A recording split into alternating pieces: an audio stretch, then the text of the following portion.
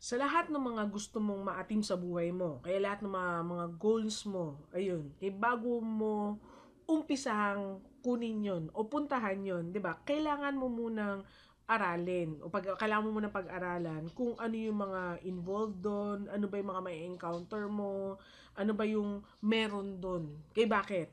Para makapag plano ka beforehand, di ba? Para at least aware ka kung ano yung mga meron doon bago mo man puntahan. Kumbaga para kang gusto mong mag-invest sa stock market. Parang ganoon, 'di ba? Hindi ka basta-basta maglalagay ng pera mo doon, 'di ba? So kailangan mo muna pag-aralan ano ba 'yung mga involved doon kasi mag-invest ka pera mo 'yon. So same din dito sa pagiging CCNA mo, 'di ba? Mag-invest ka rin dito. Ano ba ini-invest mo dito? Nag-invest ka ng pera kasi nag-enroll ka sa amin, 'di ba?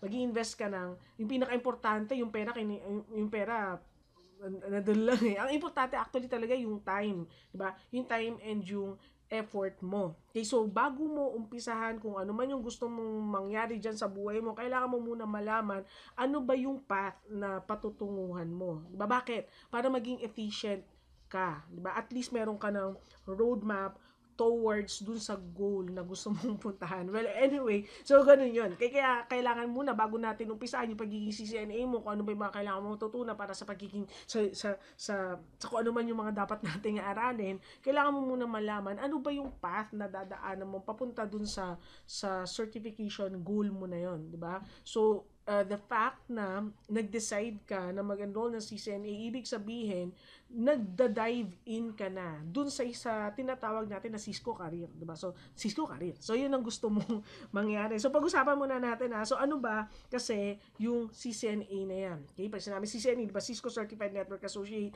'yan yung gusto mong maging, 'yan yung certification na gusto mong makuha, kaya ka nag-enroll dito. Bakit? Okay, bakit gusto mo yung CCNA na 'yan? Kasi at bakit gusto mo at bakit mo dapat kailangan gustuhin 'yan, 'di ba? Kasi, 'di ba?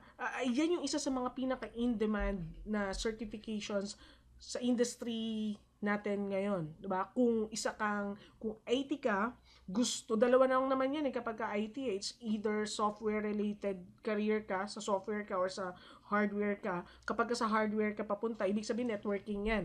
Okay? Sa networking, yung rite of passage mo, 'di ba? Para makapasok ka, kumbaga yung entrance fee mo diyan, para makapasok ka kailangan mo at least CCNA level of knowledge ka para sa mga medyo maluluwag na companies, or CCNA certified ka. Yan yung kailangan nila, 'di ba? Kailangan nila kahit nga mga ibang companies kahit di nila alam kung ano ibig sabihin ng CCNA, tapos wala sila ni isang pirasong Cisco na router sa office nila, ang requirement nila CCNA ka. Okay, so ang tanong, paano mo ba makukuha yung CCNA certification mo na yan? So ngayon, yung CCNA certification mo can be acquired two ways, diba? It's either you take the two exam path, yung ICND 1 or yung ICND 2 exam. Okay? Or kung ayaw mo ng two exam path, okay, kumuha ka ng isang examan lang, yung 200, 125 composite exam. Pero ang tanong, ano yung difference ng two exam path dun sa isang exam lang na 200, 125? So, ganito kunyari na lang, nung college ka, diba? Maswerte ka kasi meron kayong Cisco na subject sa school. Kasi ako nung nag-aaral pa ako, walang Cisco, di ko alam kung ano ibig sabihin ng Cisco noon eh. So, well, anyway, kung nung college ka, meron kayong Cisco na subject, alam mo na yung CCNA niya, meron niya 4 na module, di ba? Modules 1 to 4. So malamang per sem siguro 'yon. Ewan ko kung paano tinitake yun sa school. Or kunyari na lang naghanap ka, nag-shop around ka sa paligid-ligid ng mga training centers na nag-o-offer ng CCNA na course, malamang nalaman mo na merong 4 na module. Kaya yung mga Cisco Academies, meron silang 4 na module bago mo makuha yung bago mo ma-take up yung buong curriculum. Okay, well, anyway, so anong point ko? Gito, yung ICND 1 exam kasi, ang coverage ng exam niyan ay mula modules 1 to 2. Okay, so ibig sabihin, kung nag-enroll ka sa isang Cisco Academy, tapos natapos mo na yung modules 1 and 2, pwede ka na mag-take up ng ICND 1 exam kasi yung coverage niyan modules 1 and 2. Pero ang tanong, ma'am, kapag napasa na ba namin yung ICND 1 na exam, CCNA na kami? Hindi pa. Kailangan mong matapos yung dalawang exam, yung ICND1 and ICND2 bago ibigay sa'yo ni Cisco yung CCNA certificate mo. Okay? So, ibig sabihin, kailangan mo pang i-take up yung ICND2 exam. Kasi, yung coverage naman nung ICND2 na exam ay modules 3 and 4. Okay, so pagka nag-enroll ka ng per module, natapos mo na yung modules 3 and 4, that is the time na pwede ka na mag-take up nung ICND2 exam. Okay? Kapag naipasa mo na yung ICND1 and yung ICND2 exam, that is the only time na bibigay sa ni Cisco yung CCNA certificate mo.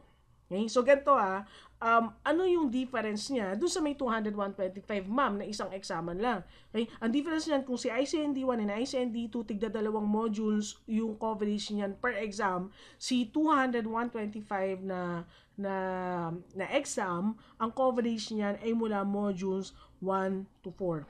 Okay, so ibig sabihin, isang exam lang. And yung course natin ngayon, ang coverage niya 200-125. So ibig sabihin, covered ko yung modules 1 to 4. Okay, so sabi nung isang estudyante dati, sabi niya, ma'am, teka lang kasi hindi ba parang ang dami nung coverage ng 200-125? Di ba parang ang hirap naman yan, ma'am. Kasi nung sa may college na ma'am, nag-enroll ako dun sa may academy, ma'am, dati. Ngayon, wala lang masyado naintindihan ka, nag-enroll ako ulit Anyway, nag-enroll ako dati dun sa may academy, ma'am. Yung bawat isang module namin, ma'am, inaral namin ng 3 months yan. Actually, ganun yun. Kasi kung nag-enroll ka sa academy or sa school ninyo meron, di ba? Bawat isang module isang SEM. So, ibig sabihin, naaralin mo yung bawat isang module, 3 months yan. So, pag nag-enroll ka sa isang academy, yung 4 na modules, iti-take up mo yan ng mga isang taon, mahigit. Kasi, syempre, kasama pa yung mga nag-aantay ka pa ng mga classmates mo na mag-enroll para mabuo yung klase. So, ibig sabihin, yung 4 modules ng CCNA, mga 1 year to 1.5 year, tama ba, naaaralin mo bago mo ma-take up lahat. So, ang sabi nga ng isang estudyante, ma'am, grabe naman yung 200-125 mo. Grabe, modules 1 to 4. Ang dami naman yan, ma'am. I-exam ko yan. Ang dami ko na maaralin. Ma'am, mahihirapan naman ako. Grabe ka, matindi mo naman, ma'am. 1 to 4? Ay, hindi, ayoko niya mag-exam kanya. Hirap niya. Ito na lang yung kukunin ko. Yung, ma'am, yung ICND1 and ICND2 exam, ma'am. Para tig ko konti lang. Tigda 2 modules lang per exam. Ganun. Teka lang So ganito well, kasi si Cisco, actually kung itutuloy mo yung career mo ang best talaga na suggest ko sa iyo kapag ka ikaw ay mag-e-exam para sa isang Cisco certification at nakita mo na meron silang composite exam para doon sa may certification na yon, yung composite exam yung kunin mo. Bakit? Para kang aralan na lang, tapos ka na. Kapag pumasa ka, tapos ka na, CCNA ka na agad. Kasi dito sa may ICND1 and sa ICND2, painot-inot ka, 2 beses ka pa mag-e-exam dyan. Ang problema mo, di ba, in the first place, kaya ayaw mong kunin yung 200-125 na exam kasi tinatamad ka. Tanggapin mo na. Ayaw mo na nahihirapan ka. Ayaw mo na marami kang inaaral, na i-stress ka. Kaya gusto mo dito sa painat-inat ka. Di ba? Kaya lang, yun nga, ang problema mo, kung umpisa pa lang ng pag-aaral mo, yun na naisip mo, ayaw mo na nagbabasa ka na madami, ayaw mo na na-stress ka kasi ang dami mong inaaral, gusto mo painot-inot ka. Ang problema mo, teka lang, baka nagkakamali ka ng career path na tinatahak. Kasi yun nga sa IT industry, 'di ba?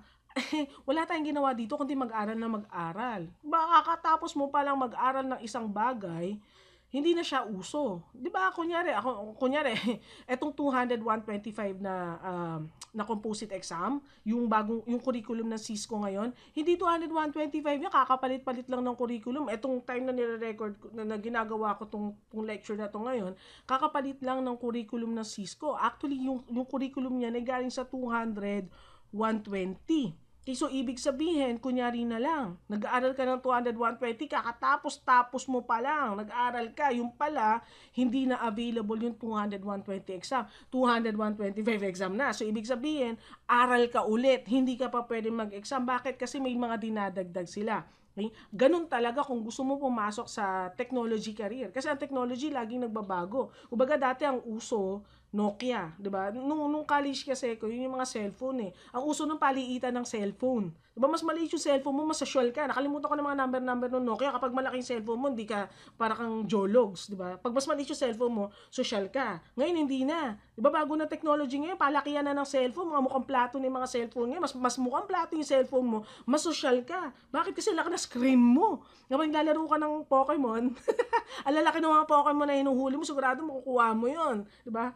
Well, anyway, so ang point ko lang, ang technology natin nagbabago. So with dun sa mga exams, kasama din yung mga inaaral mo. So ang point ko lang, kung hindi ka mahilig mag-aral, ayaw mo na nag-aaral, nagdadagdag ka ng kaalaman mo, medyo tagilid ka dito sa career na pinapangarap mo. 'Di ba?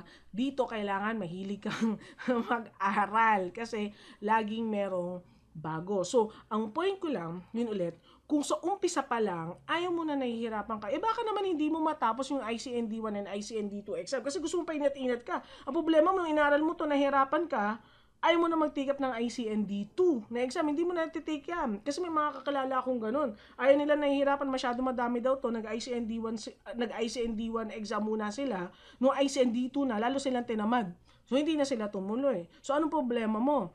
Yung objective mo, bakit ka nag-aaral in the first place, is para maging CCNA ka, di ba? Kaya lang, ICND1 lang naipasa mo. Ang tanong pa, naipasa mo ba yung ICND1 mo, CCNA ka? Hindi. Ang problema kapag mag-a-apply ka, ang gusto ng mga companies ngayon, CCNA. So, anong gagawin mo? Ma'am, ano nang naman yan eh, ICND1, dalawang exam naman yan, so 50% na naman yung naipasa ko. Pwede ka bang ilagay doon sa resume ko, 50% CCNA passer. Ganon, yung ilalagay mo dyan, 50% CCNA passer, tapos maglalagay ka ba dito ng mga specifics, kung ano yung naipasa mo. Pwede ba yon? Siguro pwede, lagay mo sa resume mo. Kaya lang tataas yung kilay nung HR na magbabasa ng resume mo. Ano ba ito, may 50% ba? Parang ano ba yan? Nag-college ka hanggang second year college ka na, pwede mo sabihin 50% college graduate. May ganun ba? Wala. Di ba? Ang hinahanap ng mga HR, dapat CCNA certified ka. So, ibig sabihin kailangan mo maipasa yung ICND2 exam. So, ang problema, dun sa mga pumupunta dito sa 2 exam option, marami talaga hanggang ICND1 lang talaga yung natatapos nila. Hindi na sila tumutuloy. So, ano ginawa ng Cisco? Medyo naawa sila dun sa mga nag-exam na hanggang ICND1 lang. Hindi sila makarating-rating dun sa may CCNA. So, ginawa ng Cisco, nag-create sila ng bagong certification title para sa lahat ng mga ICND1 passers. So, ang tawag nila, kapag ikaw nag-exam ka na ICND1 at pumasa ka dun, hindi ka CCNA. Pero meron ka na ring certification. Ang tawag nila doon, CCENT, Cisco Certified Enterprise Network Technician. So, pwede mo yun na yung ilagay sa resume mo. In fairness, kaya lang, kahit ilagay mo yung CCENT mo dyan, di ba, yung HR, ang hinahanap nga niya, CCNA. Kaya hindi niya alam kung ano yung ibig sabihin ng CCENT. So, ibig sabihin, hindi ka pa rin masya-shortlist. Kaya doon ka pa rin sa may sa pang-recycle na resume, yung gagawin nila sa'yo. Kasi nga, ito yung kailangan nila. So, nung point ko ulit, kung mag-aaral ka na lang, diba? Mag-aaral ka na lang kasi gusto mo makuha yung CCNA certification na yan, dito ka na sa isang hirapan na lang, isang aralan na lang, isang examan lang. Para pag nag-exam ka, CCNA ka kaagad. Diba? Isang examen na para alam mo kung pasado, pag hindi, wag naman sana, diba? Pasado ka. 100% passing rate kami sa MNET na CCNA namin. Okay? So, huwag ka masyado mag-alala. So, anyway, so yun, diba? So, 200, 125 kunin mo, besides, yung course natin, 200, 125 yung pangalan. Ibig sabihin, covered ko yung modules 1 to 4. Kasi kung tatanungin mo ako exactly, ma'am, ano yung laman ng ICND1 and yung ICND2 exam, hindi ko alam.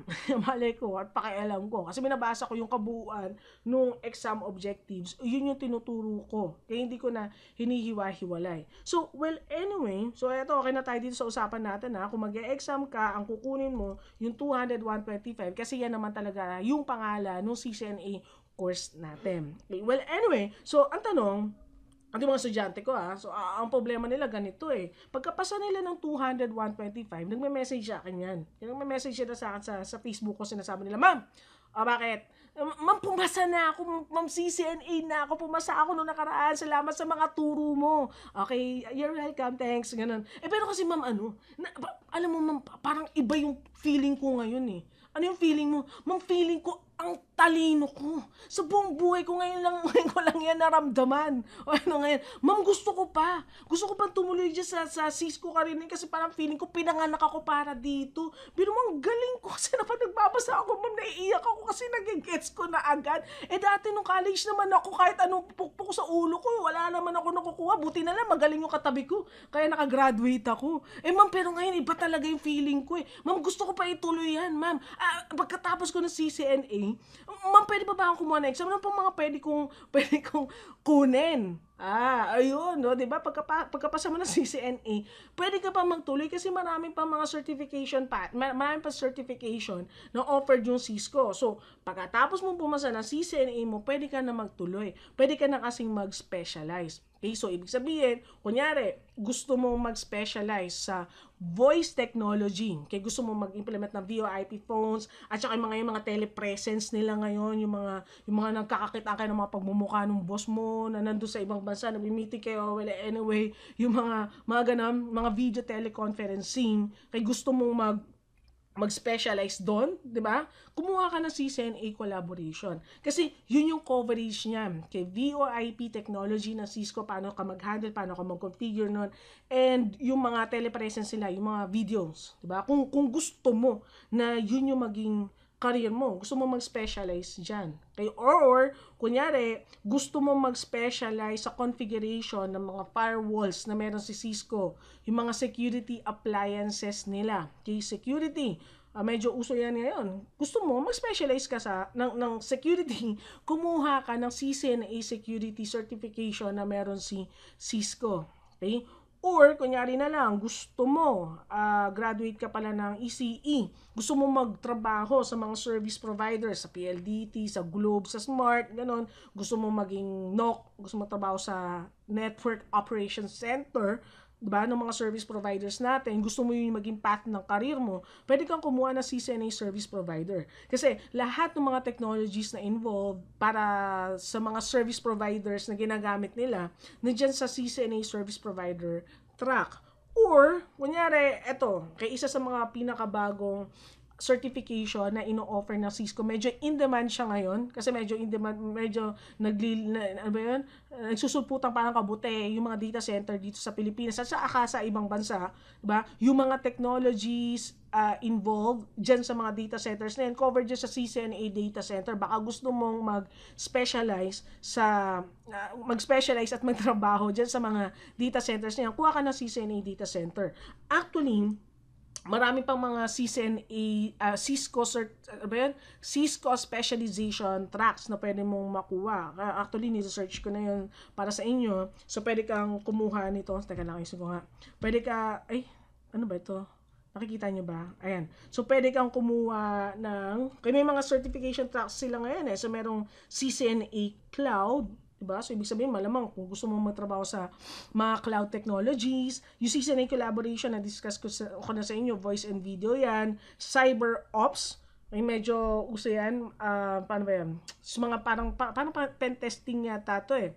Hindi ko pa siya masyadong aware. Hindi pa ako masyadong aware dito sa bagong certification track na nirelease ng Cisco na to with regards sa cyber ops. Pero kung gusto mo, malamang pen testing yan, yun.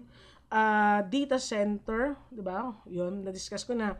Sa design, 'di ba? Gusto mo maging CCDA, Cisco Certified Design Associate, industrial, routing and switching, take note, yung CCNA na dinidiscuss natin ngayon, yan ay CCNA routing and switching. Kasi ang focus natin dito is more on routers and switches, ba? Security, service provider, or mag-CCNA wireless ka. Okay, so kung mapapansin mo, marami pa tayong mga specialization tracks na pwede mong pasukin with regards dyan sa Cisco career mo. So marami pa yan, diba? So pwede kang pumili. O sige, ang tanong, sabi sa akin ng estudyante ko, ma'am, kasi nung tinignan ko, pagkatapos CCNA ko, na-take note yung mga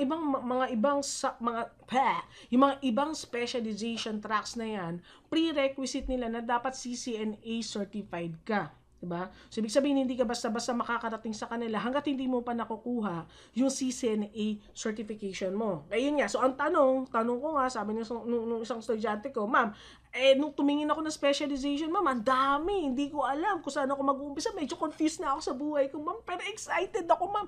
Ano yung kukunin ko, ma'am? Collaboration po ba? Security, service provider, o data center, ma'am? Anong specialization yung kukunin ko? Wala dyan. Huwag ka muna kumuha ng collaboration, security service provider or data center at kung ano-ano pa ng mga CCNA tracks na pinakita ko sa iyo kanina. Okay? Kung pagkatapos mo mag-exam ng CCNA tapos ang galing-galing mo, excited ka pa, 'di ba? Nandun ka na sa groove mo eh. Huwag ka muna mag-specialize. Ituloy mo yung pag-aaral mo. Ang kukunin mo, mag-CCNP ka or Cisco Certified Network Professional. Yan yung kukunin mong exam. Okay? So, yung CCNP, meron yung 3 exam, CCNP route, switch, and T-shoot. Okay, pero ang tanong ko nga, bakit ma'am, CCNP na agad yung pinapakuha mo sa akin? Para tayo certification kasi CCNP ako tsaka CCNA, di ba? Pero ang galing mo, magkasing level na tayo pagkatapos mo. But well, anyway, ang tanong ko nga, bakit ba mas gusto ko na yung mga estudyante ko after mag-CCNA, mag-CCNP? Kasi, ganito lang yan eh. Okay, imagine mo na lang na yung mga certifications na yan, may mga baitang-baitang yan. Diba? Kung ihahalin tulad ko, kunyari sa school, diba? Kapag ikaw ay CCNA level, para kang high school graduate. Diba? So, kung high school graduate ka, makakahanap ka naman ng trabaho, 'di ba? Lalo na kung masipag ka, pwede ka namang ma-promote, lalo na kung magaling ka naman, 'di ba? Kaya lang ang problema mo, maraming high school graduate. 'Di ba? Ang point ko lang, pag naghanap ka ng trabaho, masyadong mataas yung competition kasi masyado maraming CCNA ngayon. Syempre dapat pagka nag-a-apply ka, meron kang edge dun sa mga ibang kasabay mo. Diba? So ang point ko lang, CCNA high school graduate, diba? Kapag ikaw ay CCNP, college level yan. Kasi imagine mo na, mas mataas na level siya, college level na yan. So ibig sabihin, kapag ka nag-apply ka, medyo mas angat ka dun sa mga ibang kasabayan mo kasi mas mataas yung alam mo eh. 'Di ba? So yun yung CCNP. Kaya ano pa? Kunyari kung pag-uusapan natin sa education wise, high school level CCNA, college level yung CCNP. Kung implementation wise naman, kasi minsan tatanungin mo sa sarili mo, bakit ba ako nag-aaral? 'Di ba? Bakit ko ba pinahihirapan yung sarili ko dito at nag-aaral ako to Cisco na to? Imbis na natutulog na lang ako at nagpapahinga ako sa bahay namin. 'Di ba? Kasi marami kong objective sa sarili mo. Why do you study? Why do you work? 'Di ba? Parang ganoon.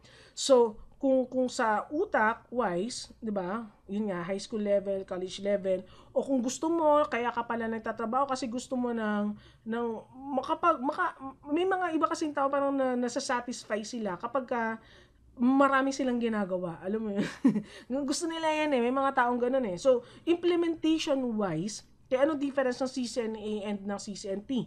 Ang CCNA kasi, yung mga technologies na ituturo ko sa inyo, yung technologies involved in you being a CCNA, di ba?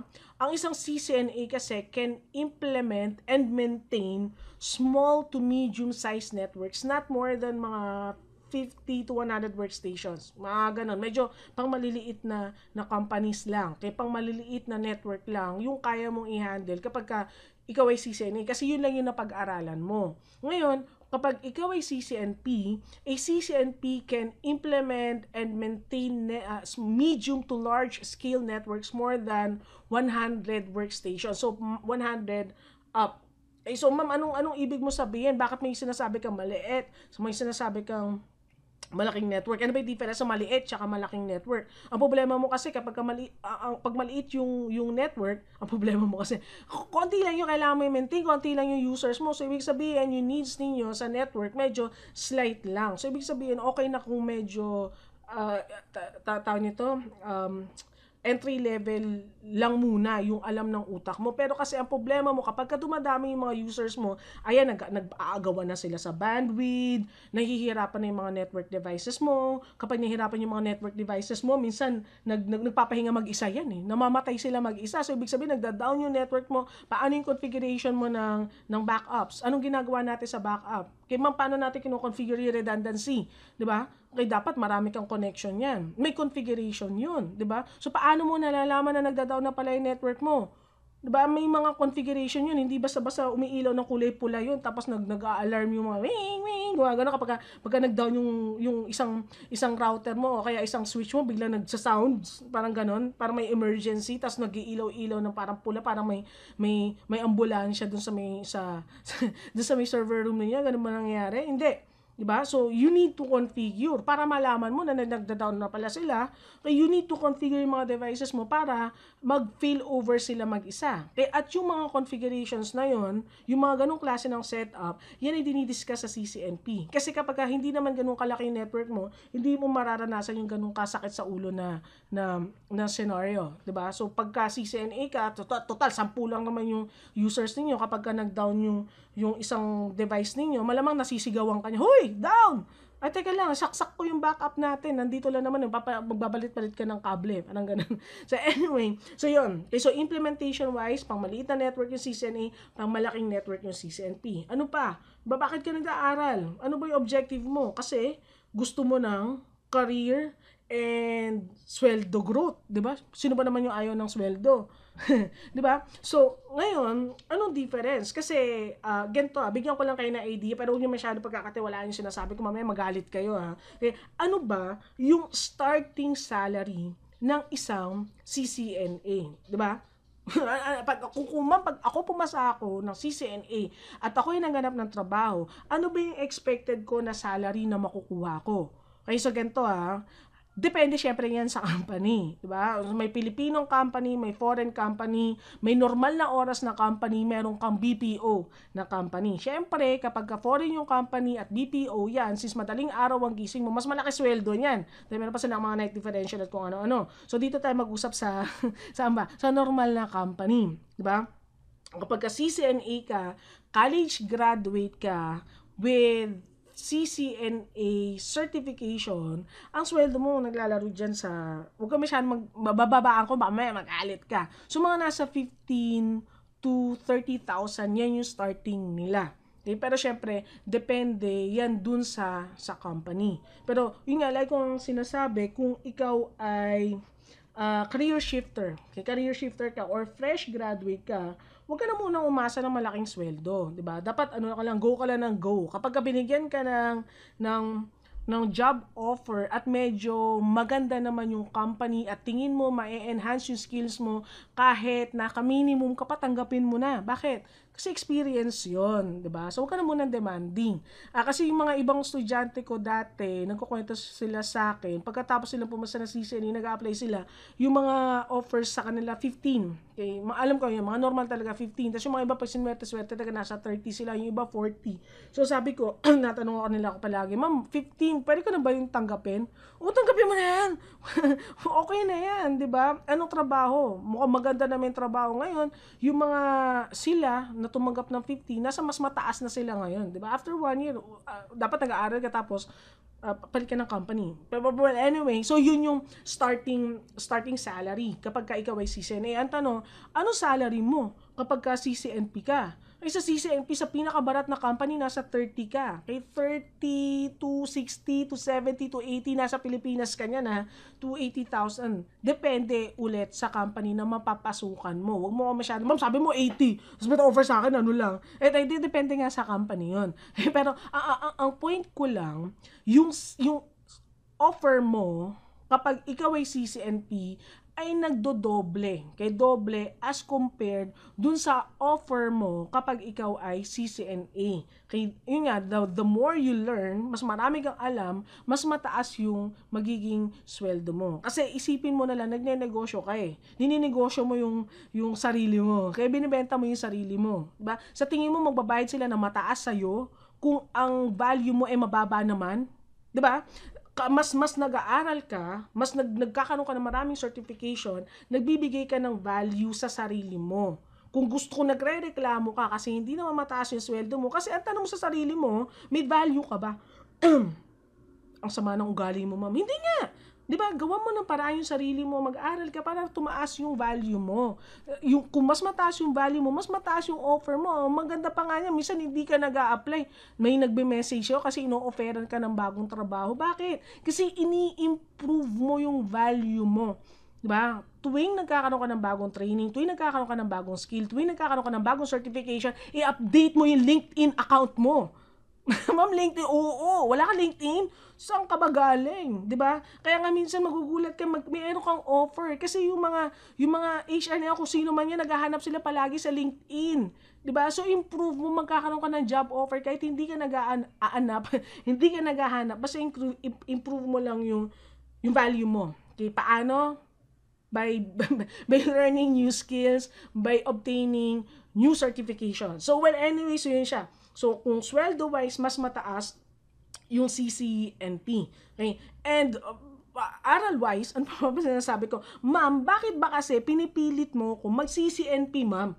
Eh pagkatapos ko na CCNA, ma'am, parang nandito yung puso ko sa CCNA security, ma'am, parang feeling ko nung dating buhay ko, ma'am, security guard ako. Ha? Oo. So ngayon gusto ko medyo improving ako. Security naman na network, ma'am, yan yung gusto kong aralin. Ma'am, gusto ko mag-CCNA security. Ba't pinipigilan mo ako? Pal ka. Kasi ganito ganito. Bakit gusto ko na after CCNA mag-CCNP ka? Kasi nagtuturo kasi kami CCNP. Ay, ma'am, ibig ko sabihin mag-enroll kami? Hindi naman. Hindi lang ibig ko sabihin. Ang point ko lang kasi, ganito yung coverage kasi nung CCNP route, ayun ba na, yung coverage ng CCNP route, 50 to 60% nung coverage ng CCNP route, covered ko na dito sa CCNA natin. Kuha mo? So, anong ibig sabihin? 40% na lang yung aaralin mo. Maipapasa mo na yung CCNP route na yan. Di ba? Konti na lang, 50% na lang aaralin mo. Pasado ka na dyan sa CCNP route na yan. Di ba? Ano pa? Yung CCNP switch, anong meron? Ganun ulit.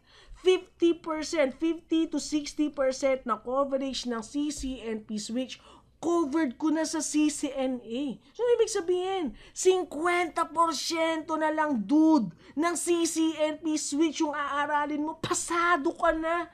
Diba? Etong t-shirt kasi na to, wala ka na mga araling bago. So, ang gagawin lang niya, kung ano yung naaral mo doon sa may CCNP route, saka naaral mo dito sa CCNP switch, itatanong lang nila ulit dito sa CCNP t-shirt. Diba? Kasi may, sa exam ng t-shirt, bibigyan ka ng network na hindi gumagana, satanong na sa'yo kung anong problema. Kaya so, kung aral ka sa route and switch, alam mo problema nun. So, ibig sabihin, 0% aaralin mo dito sa CCNP t-shirt na yan.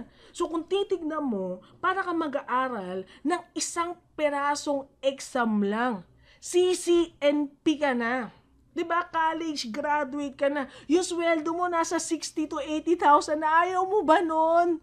'Di ba? So lahat ng mga estudyante ko talaga, ini-encourage ko na after na CCNA, mag-CCNP ka na, total nasa groove ka. 'Di ba? Sayang naman. Okay? Kasi kapag nag-CCNA security ka, iba na naman yung aaralin mo. Kapag nag-CCNA collaboration, maiiba yung aaralin mo. Pag nag-CCNP ka, CCNP routing and switching kasi CCNA routing and switching yung inaaral natin dito. So yung kukunin mo, CCNP routing and switching din. So ang nangyayari sa'yo, from CCNA, nagle-level up ka lang. Kaya kung ano inaral natin sa CCNA, magkikita kayo sa CCNP. Okay? So, after mo ng CCNA, mag-CCNP ka. After mo mag-CCNP, tapos gusto mo talaga na mag-CCNA security, go ahead. Mag-CCNA security ka na. Bakit? Bakit? Ma'am, gusto ko nga dumiretso dyan. Pal ka na naman. Gusto ko nga mag-CCNA collaboration saka mag-CCNA security. O di sige, mauna ka na. Diba? Ang problema kasi, kapag ka nag-CCNA collaboration ka, yung training niyan medyo mahal. Diba? Wala kaming offer na CCNA collaboration. So, kailangan mo talagang mag-enroll sa classroom-based na training para dyan. O kaya gusto mo mag-self-study ka. Diba? Kung sa classroom-based, ang alam ko, yung isang training center dito sa Pilipinas na nag-o-offer na CCNA collaboration training, nasa 120,000 pesos yung training nila para makuha mo yan. Wala pa yung exam doon, ha? So, ibig sabihin, kailangan mo na medyo marami-raming anda dyan sa may bulsa mo para makabayad ka dyan sa may training fee. Or, makahanap ka ng magandang company para sila sumagot ng CCNA collaboration training mo. At yung company na magbabayad ng CCNA collaboration training mo ay makukuha mo lang kapag CCNP ka kasi hindi ka nila tatanggapin. Gets mo? Kasi medyo demanding sila eh.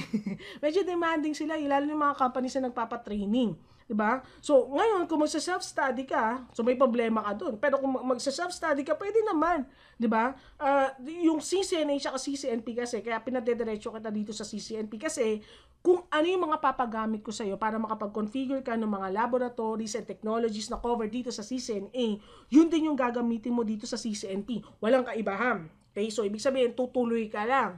Ang problema mo, kung magsa-self-study ka, ang problema mo sa CCNA collaboration, kung magsa-self-study ka, una, kailangan mong bumili it's either bumili ka na equipments or i-lab mo siya sa PC mo sa bahay, kagaya ng gagawin natin dito sa CCNA. Pag gagawin mo siya sa computer mo sa bahay, ang minimum requirement para magawa mo yung karamihan, not all, karamihan ng mga lab activities para sa CCNA collaboration mo, kailangan dapat yung computer mo at least Intel Core i7 quad core 2.7 GHz, at least 16 GB ng RAM. Dapat yun. At yung specs na binibigay kasi medyo kinakapos pa yung computer mo nun, kulang pa yun. Dapat at least 32 GB ng RAM. Yun yung kailangan mo para magawa mo siya sa bahay. Ma'am, teka lang, yung PC ko dito sa bahay 4 GB lang. Yun nga sinasabi ko sa iyo eh. 'Di ba? So kailangan mo na medyo mas maraming pera para magawa mo siya, kailangan mong mag-invest ulit diyan. Okay? Dito sa CCNP ko, ano yung investment mo para dito sa CCNA namin parehas lang. Wala kang bibiling extra na hardware. Okay? Ganun din sa CCNA security. Okay? So ibig sabihin, after CCNA, mag-aral ka ng CCNP para medyo tumaas yung value mo, tumaas yung pera mo, para yung pera mo pang-invest mo uli sa extra certification. Yun siya. Okay. So, anyway, so okay na tayo ha. So, after mag-CCNA, mag-CCNP ka. Kaya may mga ibang estudyante pa ako ganito. Kaya pagpasa nila ng CCNP, sabi nila, nag-message siya naman sa akin, Ma'am! O bakit? Ma'am, napasa ko na yung route, switch, and T-shoot. Ma'am, CCNP na ako. Ma'am, batiin mo ko. Ay, congratulations. Ang talino mo talaga. Ay, grabe. Alam mo, ma'am, ganun talaga ako. Pero kasi, ma'am, ito problema ko. Ma'am, grabe, diba sabi ko sa'yo, ma'am, parang ang galing-galing ko ngayon. Parang feeling ko, pinanganak talaga ako para mag-sisko-sisko ako nito. Ma'am, parang ang tali-talino ko. Alam mo, ma'am, kung gito katalino nag-aaral ako, valedictorian ako. Yung valedictorian na wala binabad sa akin, ma'am, ang talino ko ngayon, ma'am. Gusto ko pa tumuloy, ma'am. Gusto ko pa mag-aaral. Ano kukunin ko after na CCNP, ma'am? Ay, teka lang. Gusto mo pa? O, di sige. O, diba, kung ang CCNA ay high school level, ang CCNP ay college level, kung gusto mo pa mag-masteral ka, o ma'am, may ganun, kunin mo na yung pinakamataas na certification na meron yung Cisco. Ano yun, ma'am? CCIE. Cisco Certified Internetwork Expert. Expert ka. Pero may pangalan pa ng certification, ang galing mo na expert ka. Di ba? Ang kagandahan pa nitong CCIE na to, iilan lang sila na meron niya CCIE na yan. Pag ako pumasa niyan, iilan lang kami. Akala mo diba? So well, anyway, sa pagka-CCIE naman, 2 exam, yung kailangan mong i-take para makuha mo yung CCIE certification na yan, mag-take up ka ng CCIE written exam, o yung CCIE or CCIE written and yung CCIE na lab exam. Okay, ma'am, bakit CCIE written yung pangalan yan? So, ganito lahat dito mga certifications na sinabi ko sa inyo, lahat sila written exam. Okay, yung CCNA mo, yung CCNP exam, lahat ng CCNA Collaboration Security Service Provider and Data Center, lahat sila written exam. Ibig sabihin, yung exam mo multiple choice. Okay, pupunta ka sa isang person view exam center, tapos yung mga tanong sa'yo, what is blah blah blah, ang sagot mo ABCDE, kung magko-configure ka man, simulation konti lang. Ang tawag doon mga written exam. Okay? So, ayun, kailangan mo munang ipasa yung written exam bago ka kumuha nung lab exam. Kaya ang tanong, bakit konti lang yung CCIE sa mundo? Iilan-ilan lang sila. Pag pumasa ako, iilan-ilan lang kami. Pag pumasa ka, iilan-ilan lang tayo. Diba? Bakit iilan-ilan lang tayong CCIE sa mundo? Mamahirap po ba yung CCIE na certification na yan? Hindi naman. Kay ma'am, imposible ba yung ipasa? Hindi rin. 'Di ba? Posible itong ipasa. Hindi naman siya mahirap, lalo na kung desidido ka at aral na aral ka. Hindi siya imposibleng ipasa. Pero ang tanong, bakit konti lang yung kumukuha nung CCIE? Dahil dito sa lab exam. Kaya medyo mahal siya. Medyo mahal siya. Ibigay ko lang muna sa inyo yung presyo nung lahat ng mga CISCA exams na to para mag-ipon-ipon ka na. Kaya yung CCNA 200 125 exam, mag-ipon-ipon ka na $295 yan. Yung CCNP exam natin, bawat isa tatlo yan route, switch and T-shoot, ba? Yan ay $250 each. Kaya yung CCIE written exam, hindi ko masyadong alam. Parang $400 siya. Hindi ko sure. Wag mo kong awayin kung hindi yan yon. Parang lang. Hindi ko sure. Nakalimutan ko na magkano Diba? So anyway, mamura lang naman pala $400. So kayang-kaya. Okay. Ang problema mo, yung CCIE lab exam. Okay, yung CCIE lab exam, yan ay $1,600 per take. Bawat kuha mo. Bakit? Anong bawat kuha? Kasi on the average, ang mga kumukuha ng CCIE lab exam bago nila mapasa yung CCIE lab, mga 2, 3, 2, 4, 2, 5 tries bago sila pumasa. So kapag sobrang galing ka, alamat ka, para kasi si San Goku, 1 try lang yan. Ang galing mo. Diba? Pero usually, pumapasa sila doon sa second or third try kapag medyo bihasa na sila doon sa exam. So ibig sabihin, $1,600 times 3. Ba? Yun pa. Kaya lang, okay naman, mura lang naman pala $1,600. Ano tingin mo sa amin, ma'am, cheap? Kaya ko ilabas yan, no? Alam mo naman ako, tagapagmana ako Kaya lang, problema mo, bukod doon, sa $1,600 na yan, hindi mo yan natitake kung saan-saan at basta-basta. Ano ibig sabihin? Basta written exam, pwede mo kunin kahit nasaan ka pa man, kaibigan, 'di ba? So kung nandito ka sa Pilipinas, may mga person view exam centers sa Pilipinas. Kung nandiyan ka sa States, social ka, may person view exam centers diyan. Kung nasa Australia ka, merong exam center diyan. Kung nasa Afghanistan ka, hindi ko lang sure kung meron doon. Pero malamang kung meron doon. Kaya lang may mga sumasabog-sabog kapag nag-exam ka, baka ma-stress ka, baka di ka pumasa. Huwag ka na lang doon mag-exam. Pero ang point ko lang, kahit nasaan ka ma'am, pwede mong i-exam yung written. Kaya yung lab, hindi ganon. Kaya may mga specific lab locations lang si Cisco na pwede mong pag-examan. Kasi talaga, ang difference nito, magko-configure ka ng real equipments. Kaya talagang hands-on yung configuration nito. Hindi ka tatanungin ng ABCD kapag ka lab. Kaya yun yung napapahirap sa kanya. Okay, so, konti lang kumukuha kasi mahal, tapos malayo. Yun yung problema. Pero kung dito tayo sa Pilipinas, meron sa Hong Kong, 'di ba? So punta ka sa Hong Kong, mag-exam ka, tapos mag-Disneyland ka pagkatapos, diba? Para masaya. So, anyway, so anong meron? Anong kinalaman? Ma'am, ano naman yung ma-achieve ko? Kung CCIE ako, ano naman yung meron dyan? Bukod sa, ang galing-galing mo na, ikaw na, kapag ka CCIE ka, maganda sweldo niyan. Kaya kapag pag CCIE, sa States, kaya ang average salary ng CCIE, kapag ikaw ay CCIE, yan ay nasa $100,000 up, plus. Kaya yun yung sweldo mo. Eh ma'am, anong meron? $100,000 a year. Hindi per month sobra ka na. Ganito. So $100,000 a year. Kasi ang minimum sa States, ang sweldo nila ba $30,000 to $35,000? Correct me if I'm wrong. Di mo nakatira doon. Pero yun siya. Kapag ka professional ka, kunyari mga doktor ka, accountant ka, yung sweldo nila naglalaro yan sa $60,000 to $70,000. Kapag ka CCIE ka, $100,000 up. Depende sa state kung nasaan ka man. Kasi may mga state na mas mataas yung sweldo, depende din sa company. So medyo yan yung minimum mo. Kapag dito ka sa Pilipinas at ikaw ay CCIE, depende sa company. Pero kasi yung mga Pilipino na CCIE, since mahal yan, yung iba sa kanila, company sponsored. So, ibig sabihin, kapag company sponsored ka, yung offer sa hindi rin gano'ng kataas.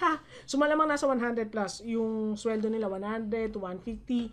Depende sa company. So, ang point ko lang, ganito, kung magpapakahirap ka mag-aral, nabibiyayaan ka naman. 'Di ba? So, habang tumataas yung mga certification na binabanggit habang tumataas yung mga certifications na binabanggit ko sa inyo, yung sweldo mo tumataas din. Directly proportional do sa certification level na nakukuha mo. So, anong point ko? Balik ako dito Kaya nga ang sabi ko sa inyo, kung nasa umpisa pa lang tayo. So, lahat ng mga sinasabi ko sa inyo, nandito yan sa step 1, nasa CCNA pa lang. Kung sa CCNA certification mo pa lang, ayaw mo na nang nahihirapan ka, ayaw mo kunin yung 200, 125 exam mo, kasi ayaw mo ng madami, mag-isip-isip ka na ng bagong career path. Ano ba yung career path na wala nang inaaral? Cosmetology? Hindi rin, di ba? Kailangan mo mag-aral ng mga bagong lipstick. Tsaka mga bagong, yung cutex. Di ba? May mga iba-ibang design pa yun. May mga ibang style nga na paglalagay ng cutex. So, ibig sabihin pati yung mga naglalagay sa daliri mo, nag-aaral din sila. So, kung hindi ka nag-aaral, saan ka na? Di ba? Sabi nga nung pinsan ko, doon sa isang pinsan ko, alam mo, ikaw, ano masasabi? Ang tamad mo, ayaw mo mag-aral. Yung mga magnanakaw nga, pinag-aaralan nila, nanakawan nila bago nila nakawan. Ikaw ayaw mo din? Di ba? Walang mahirap sa mundo. Yung mga snatcher nga, hirap na hirap tumakbo para pagka kinuha yung cellphone mo, ikaw ayaw mo mahirapan. So, yun lang yung point ko. So, ganun. So, marami ka pang dadaanan, marami ka pang malalaman dito sa Cisco path mo, diba? Nandito pa lang tayo sa umpisa. Well, anyway, so okay na tayo. Alam mo na yan. After mo mag-CCNA, mag-CCNP ka naman. Tapos pag after mo mag-CCNP, gusto mo talaga mag-specialize tsaka kumuha ng collaboration, security service provider, kung sobrang feeling mo na sanibang ka, talino mo talaga, punta ka dito sa CCIE. Diba? So, well, anyway, so okay na tayo dito sa Cisco Certification Path. Pag-usapan mo naman natin kung paano mo gagamitin itong course natin. Kaya pag-usapan natin yan next video.